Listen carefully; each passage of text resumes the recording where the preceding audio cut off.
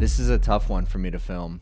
AI is over. We've had a lot of fun, but it's time to pack it up and head home. The AI fad is done. I wanted to put together a video that's a little bit different than my normal videos. I want to react to an article that my friend sent me about the death of AI. And the author brings up some decent points, but overall misses the mark completely. So I'm going to react to it. I hope you like this style of video. Let's go. So this is the article. It's by someone called The Honest Broker, Ted Goya. I hope I'm pronouncing that right. Ugly numbers from Microsoft and ChatGPT reveal that AI demand is already shrinking. And his thesis is AI is completely a fad, and its only real use cases are for spamming, scamming, and something called shamming. So he starts off with the AI hype is collapsing faster than the bouncy house after a kid's birthday. And he linked an amazing video. Thank you for that. And his first point is that Microsoft's Bing search is not growing like they thought it would. For a start, take a look at Microsoft, which made the biggest bet on AI. This is true. Microsoft made an enormous bet on AI. Not just the $10 billion investment in OpenAI, but in fact, they've partnered with Meta and they've made other large investments in AI. They're integrating it into every software product they have. They were convinced that AI would enable the company's Bing search engine to surpass Google. Now, with a quick Google search, of course, it shows that Google's market share was about 85%. So absolutely dominant. I don't think Microsoft ever thought they would catch up in a matter of months. And it says Bing's share of search is still stuck at a lousy 3%. But again, I don't think Microsoft ever thought they were just going to catch up overnight because they added some AI functionality to Bing. Now, what I do think is happening is a lot of people are using Bing Chat. I think even more people are using ChatGPT. And at least for me, I'm an extremely early adopter, obviously. I've been using ChatGPT to help me answer queries that just couldn't be answered by Google search directly. When I'm looking for direct answers to my queries, not something where I'm having to click through different search results and try to find what I'm looking for, ChatGPT is superior. I think recipes is a good example of that. Anything having to do with travel. When I'm coding, I'm using ChatGPT as my coding assistant. I can't imagine a world in which I'm coding and I'm not using ChatGPT. So he goes on to say, what's wrong? Everybody was supposed to prefer AI over conventional search. And it turns out that nobody cares. Now, I don't think that's the case. I think people are still used to their habits. They're still used to going to Google, but more and more what we're going to see is people identifying use cases that work for them better with ChatGPT than Google search. And we have to remember, ChatGPT's interface is still pretty bad. It's still hard to use. As Microsoft continues to integrate it into every layer of the Windows operating system, it's just going to become more and more part of everyday usage. Also, we're in the incredibly early days of artificial intelligence. The way he's writing this, it sounds like AI has been around for years. We have to keep in mind that ChatGPT was launched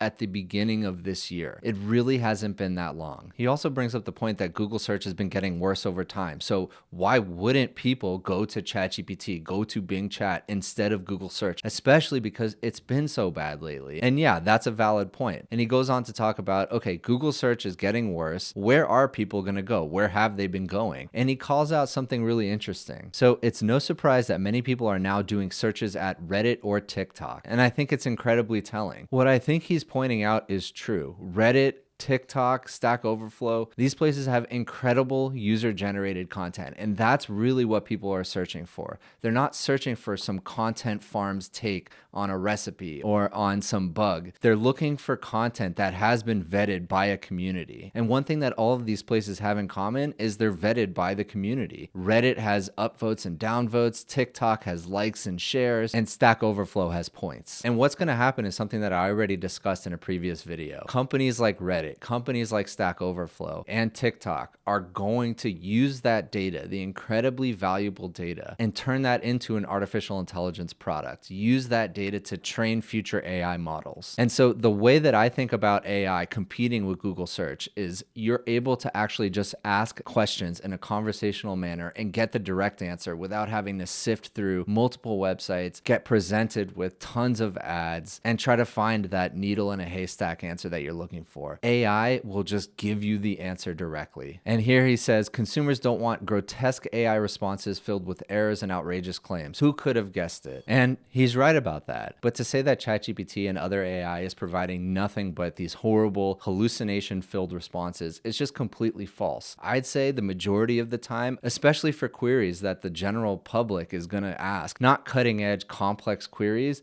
ChatGPT does great and gives you the exact answer you're looking for with no hallucination. And of course, I'll say it again, large language models are in their infancy. They're only going to get better from here. They're only going to have less hallucinations. They're going to have better data sets. They're going to have access to more unique data sets like the Reddit data set. So it's only going to go up from here. Now, these next points that he's made, I completely disagree with. I think they're absurd. Let's see what he says. The same decline is happening at ChatGPT's websites. Site traffic is now declining. This is always a bad sign, but especially if your technology is touted as the biggest breakthrough of the century. If AI really delivered the goods, visitors to ChatGPT should be doubling every few weeks. Now, I think he's forgetting that ChatGPT was the fastest growing product of all time. It went from 0 users to hundreds of millions of users in the matter of weeks. And of course, a lot of those people who first started using ChatGPT were just checking it out to see what it was, to see what all the hype is about. But to say that it should continue doubling every few weeks, it would have the entire population of Earth using it in a matter of months. That's absolutely absurd. And I think there's going to be a period where people try to figure out what ChatGPT is going to be used for their own use cases. It took me a little while to figure it out, but now I use it every single day. And of course, again, I'm a very early adopter. And I think a lot of people who are either in the middle of the adoption curve or laggards are going to take a little bit longer to figure it out. And here he shows this is what a demand pattern for real innovation looks like. And so on the right, we see all of these different inventions and the adoption curve over time. You know, I've been thinking about this one and thinking through this. If we look at some of the early innovations, we see that a lot of them grew tremendously and then dropped off a little bit and then continued to grow later. I think that's where we're at for ChatGPT and other AI. I think we're at this period where it's going to drop a little bit, and then as we discover more and more use cases and it gets built into more products that we use every day, the adoption curve is just going to continue to explode. And if we look at some of these more recent innovations where the growth curve is just essentially vertical with no decline whatsoever, I think that's because there were analogies of these innovations already that people were used to. AI is completely new. So for example, the tablet adoption curve is almost vertical. That's this dark brown one right here. But people were already familiar with the iPhone. And then before that, people were already familiar with cameras and the internet, and it just made sense. It was a combination of all of these other technologies presented in a really nice package. But again, AI is very new. There are no analogies to it before this. And so he goes on to compare AI to the AOL startup disk. Companies are trying to give AI away for free and people are not adopting it. I just don't see that being the case.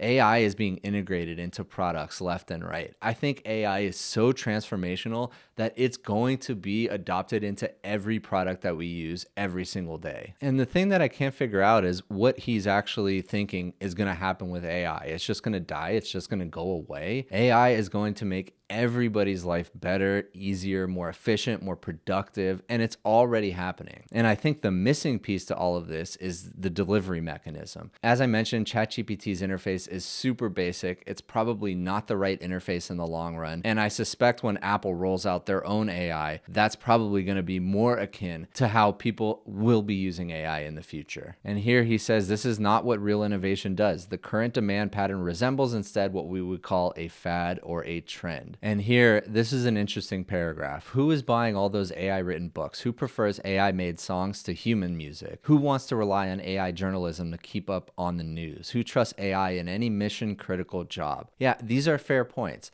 In the current iteration, AI written books, AI written music, they're fine. They're not great, and they certainly can't compete with human creativity. But I don't think it's just going to be a binary replacement. One day we're going to wake up and AI is just creating all of our music, all of our entertainment. It's going to be much more gradual than that. We're going to start with artists using AI to help them write songs, to help them write music, for authors to do the same. I know that when I'm writing something, I do a bunch of research, I write out a ton of notes, and then I let ChatGPT help me fine-tune those notes once I've done the first or second draft myself. It's not like I'm saying, hey, ChatGPT, write about this topic for me. But I am using it every single day in my content creation. And here he goes on to say, AI is being used well, but only for nefarious purposes. So scamming, spamming, shamming. And those are the real markets. And of course, any new technology is going to be used for nefarious purposes, and that is something that we're going to have to deal with. But that isn't the only use case, certainly. And here he lists a bunch of articles and facts that bolster his point, but let's go through them. 72% of Americans now want AI development to slow down. Only 8% want it accelerated. There's a lot of fear around AI development, and a lot of that fear has been created by the leaders of the AI companies. There is this notion that AI is eventually going to lead to a Terminator-like scenario where we're just slaves to AI. And yeah, there are a ton of dangers related to AI. So of course, a lot of people want it slowed down, but I wouldn't say that's a strong argument that people don't want AI at all. They just want us to take our time and develop AI in safe ways. So here he says, Hollywood studios will almost certainly make concessions on AI to resolve the screenwriter strike. Yeah, as they should. That doesn't mean AI isn't going to help screenwriters write better, more effectively, but it does mean that the studios are going to have to give concessions because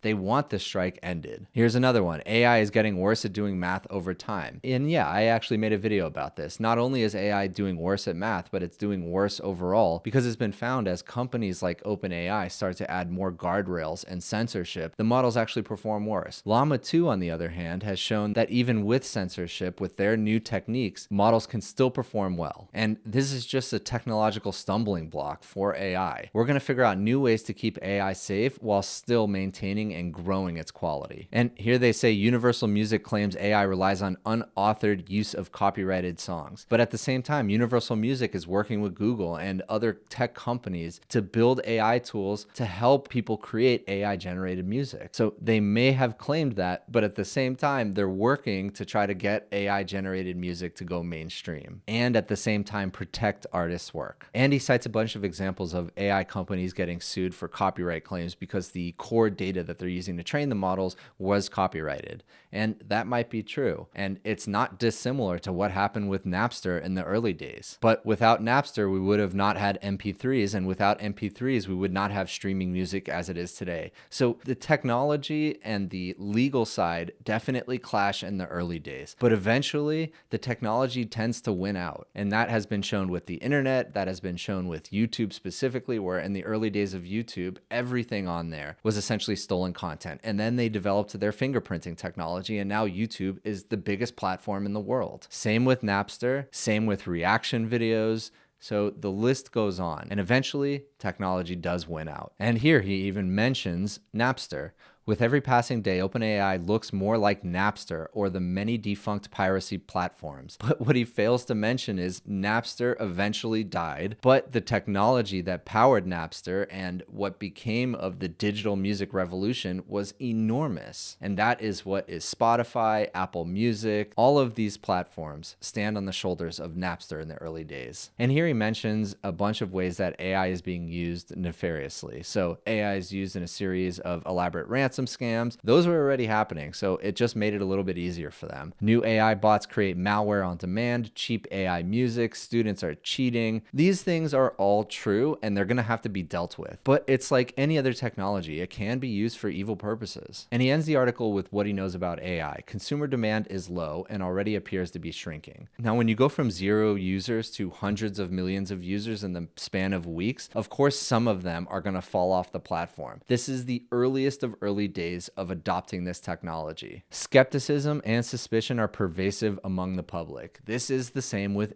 any innovative technology. People were suspect about the internet. People were suspect about cars. Why would I use a car when I have a horse? Even companies using AI typically try to hide that fact because they're aware of the backlash. I'm not sure what he's referencing there, so I can't really comment on that. The areas where AI has been implemented make clear how poorly it performs. I'm not sure which areas he's talking about, but certainly in my life, coding, it's been incredibly valuable. Content writing, it's helped me a ton. Answering questions that I didn't want to go to Google for, it's been great. AI potentially creates a situation where millions of people can be fired and replaced with bots. Now, that's kind of contradictory to the whole point of his article. If AI is performing so bad and nobody's adopting it, why does he think that millions of people are going to be replaced with AI? But even these true believers now face face huge legal, regulatory, and attitudinal obstacles. Yeah, agreed. I don't even have a counter to that. It's true. Like any new technology, all of these things are going to factor in. In the meantime, cheaters and criminals are taking full advantage of AI as a tool of deception. Yeah, again, agreed. It's going to happen and we need to prevent it. We need to put additional tools and guardrails in place to try to stop the nefarious use of AI. And here he ends with, the best move now would be to put the genie back in the bottle. I don't understand that at all. This is a new, amazing technology that needs to evolve. It needs to get better. But what technology has ever been put back in the bottle? This just doesn't make any sense to me. Why we would not want to evolve and try to make AI so much better than it is today. And we're only a few months into the AI revolution, but it's already an ugly tale. I wouldn't say that. I'd say AI has completely infiltrated so much of our lives. So obviously I disagree with a lot of what he says here. The honest broker sounds like a Luddite, and that's fine. And I get it. We need people to doubt AI. We need people to criticize it. But a lot of these points just don't make sense, and they're very analogous to previous technologies, previous innovations. I'm extremely bullish. We're not packing it up. We're not going home. Let's continue to make AI better for everybody in the world. And I truly believe AI is going to make the world a better place. If you liked this video, let me know in the comments. This is a new style that I'm trying out, a reaction. So yeah, let me know. See you in the next one.